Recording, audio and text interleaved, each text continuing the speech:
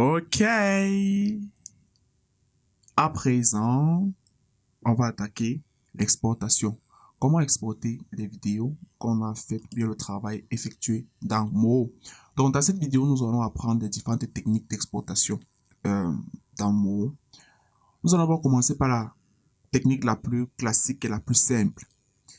Il s'agit de venir ici dans File et de venir dans Export Animation. Donc, je vais venir dans File, Export Animation.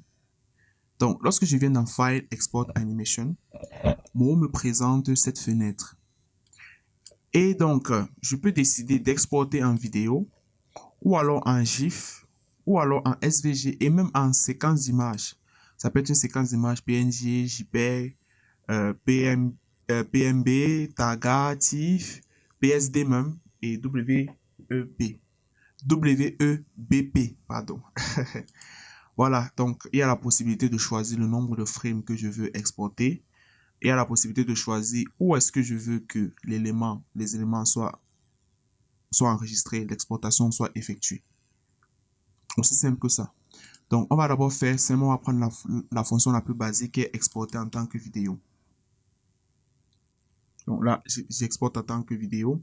Bon. Ce que je vais faire, c'est quoi? C'est que je veux pas que ça prenne en 240. Parce que en 240, j'ai l'impression que ici, ça dure un peu trop. Donc, je vais plutôt prendre ça. Je vais plutôt prendre 192. 192, voilà. Je pense que c'est mieux. Là, ça ne laisse pas trop de temps vide. Et hop là, on reprend directement. Donc, je pense que je vais plutôt opter pour le 192. Je regarde encore bien l'intégralité. Voilà. Au 192, bon, je viens ça. Bon, disons 200. Voilà, disons 200. Disons 200. Voilà, pour laisser le temps d'aller chercher l'oiseau. Et il part. Ok. Donc, on va caler à 200. Donc, je viens ici. Je viens dans Export Animation. Je choisis vidéo. Donc là, on va aller sur du MP4. Là, on peut choisir ce qu'on veut. Moi, là, je vais aller sur du MP4. MP4 et tout. Bref, MP4. Là, je choisis, bon, l'intervalle, ça me va de 1 à 200 frames. Ça me va. C'est l'animation entière. Donc, tout le reste de fonctionnalités, si tu ne t'y connais pas, c'est pas nécessaire de décocher un certain nombre de choses ici. Vraiment, tout est déjà bien calibré, tout est déjà bien fait pour que le travail soit fluide. Et lorsque je veux choisir où est-ce que je vais exporter, il me suffit seulement de venir cliquer ici. Et c'est bon. Je clique ici et j'appuie sur Choose Folder. Je vais enregistrer mon exportation. Je choisis l'élément où je veux enregistrer mon exportation.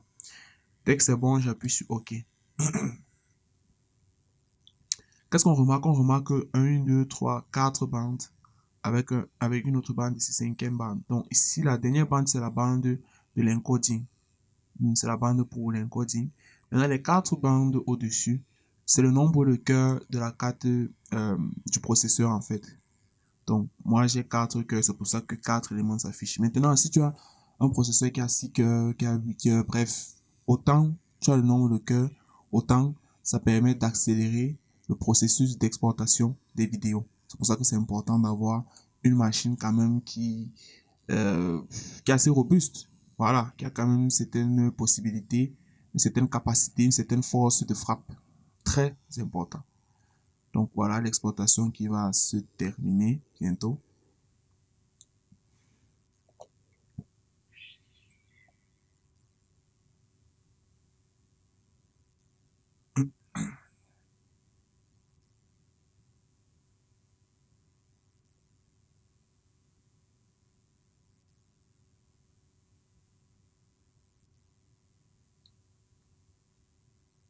Et hop là. L'exportation est terminée et ça lance directement la vidéo. Voilà, c'est une autre animation qui a été faite et exportée. C'est magnifique, n'est-ce pas? Ah, voilà. Ok. Donc, Voilà, ça c'est la première option d'exportation que Mo met à notre disposition. Mo met également à notre disposition une deuxième possibilité d'exporter les éléments. Donc l'exportation, export animation, c'est la fonction basique. Maintenant, il y a la deuxième fonction, Mo exporter. En fait, Mo exporter, c'est, je dis quoi, c'est une version, si peut-être tu as plusieurs fichiers ou tu travailles sur plusieurs projets à la fois et que tu veux les exporter, le Mo export te permet de gérer tous ces fichiers-là sans toutefois sortir du logiciel. Voilà. C'est l'avantage que ça a et c'est vraiment très bien, c'est très intuitif, c'est très facile. Il suffit simplement de sélectionner le projet en question, de venir ici. Bon, pour le coup, je vais changer la vidéo en GIF, animated GIF. Voilà. Et je valide tout le reste, je mets OK. Et lorsque je mets ça, pour pouvoir lancer l'encodage, j'appuie simplement sur Start. Et on va voir ce qui va se passer. Là, actuellement, on a le nombre de temps que ça prend pour pouvoir exporter. On a le nombre de pourcentages ici, le pourcentage d'évolution. Et ça permet d'avoir quand même les éléments importants. Et ici en haut, on a l'évolution générale. Donc, si on a une liste d'éléments de scènes qu'on veut exporter, Mo Exporter permet de gérer tout ça. Et Mo Exporter permet également de gérer des cas particuliers, un cas particulier, on va le voir, ce qu'on appelle les layer comp. On va bien le voir et on va bien l'étudier tout à l'heure après l'exportation de ceci.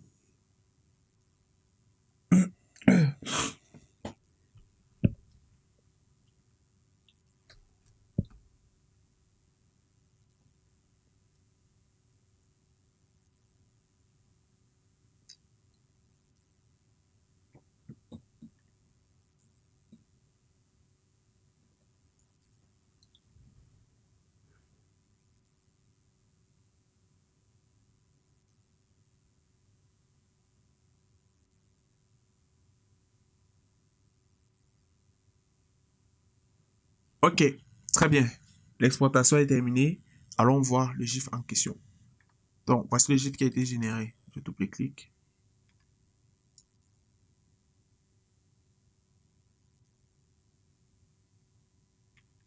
Voilà la deuxième possibilité d'exportation. On a également une troisième possibilité. Bon, supposons qu'on travaille sur un projet et on veut séparer les calques. C'est-à-dire quoi? On a le calque du background à part et qu'on veut exporter à part. On a le calque de l'ourson qu'on veut séparer à part. On a le calque des feuillages qu'on veut exporter à part, de l'oisillon qu'on veut exporter à part, ainsi de suite, ainsi de suite. Mais on se demande bien comment est-ce qu'on peut faire. C'est vrai, il y a la technique où on peut masquer d'abord le premier élément.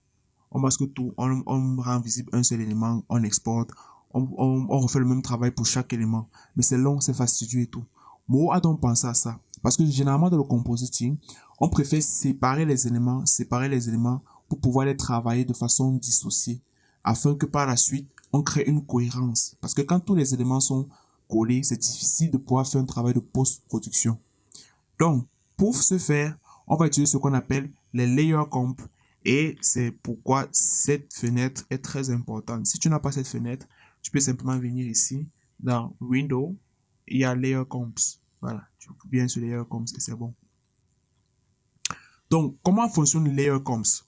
Déjà, la première des choses que je vais faire, c'est que je vais d'abord masquer tout et je vais simplement laisser le background.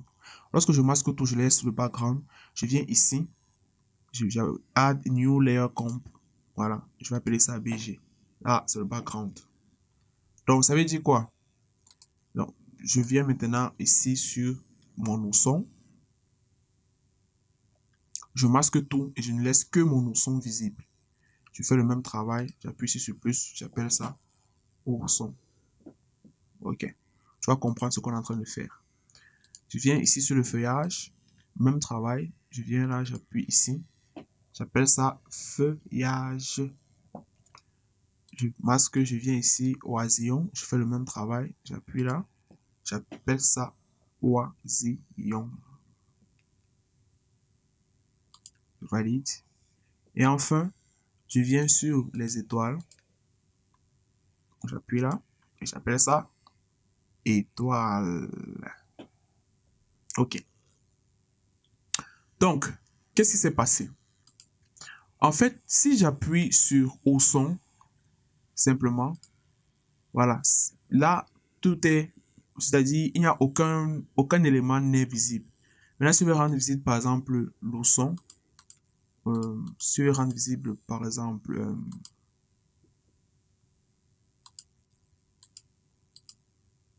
ok, donc si je veux afficher, par exemple, l'ourson, je peux simplement venir ici, j'appuie sur Expose Visibility. Et ce n'est que mon ourson qui a été affiché parmi tout le reste. Même chose là, si je veux peut-être afficher uniquement le feuillage, je viens sur Expose Visibility.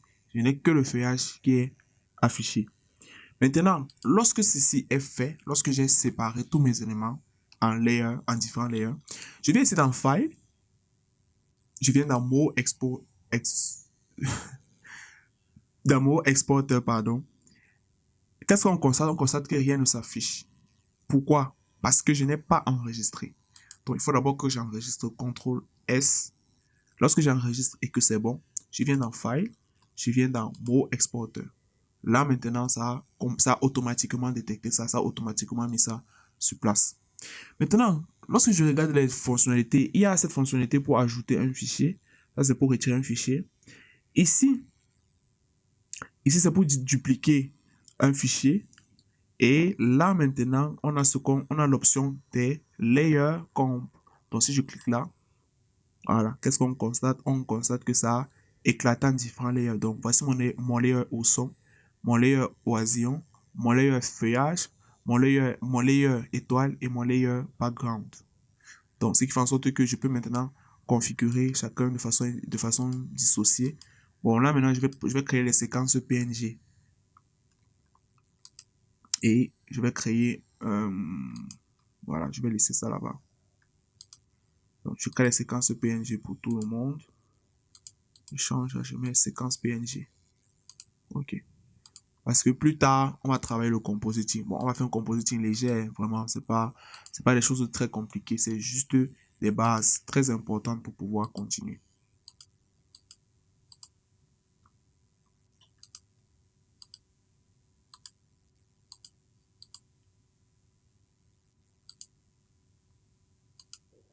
Ok. Bon, dès que c'est bon et que je suis convaincu de tout le reste, je peux simplement appuyer sur Play et je laisse faire la magie. Ok. Exportation terminée. Je vais maintenant dans le fichier pour voir ce que ça a produit. Donc, j'ai mes différents dossiers qui ont été générés. Et dans mes différents dossiers, j'ai les éléments dissociés. Voilà, mon ours, uniquement mon ours, qui a été exporté à part. Même chose pour, voilà, pour le feuillage, c'est la même chose. L'oisillon, mon cher ami, c'est la même chose.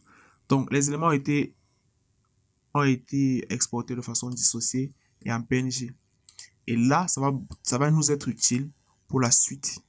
Et là, on va passer au compositing, montage et SFX. À tout à l'heure, à tout de suite.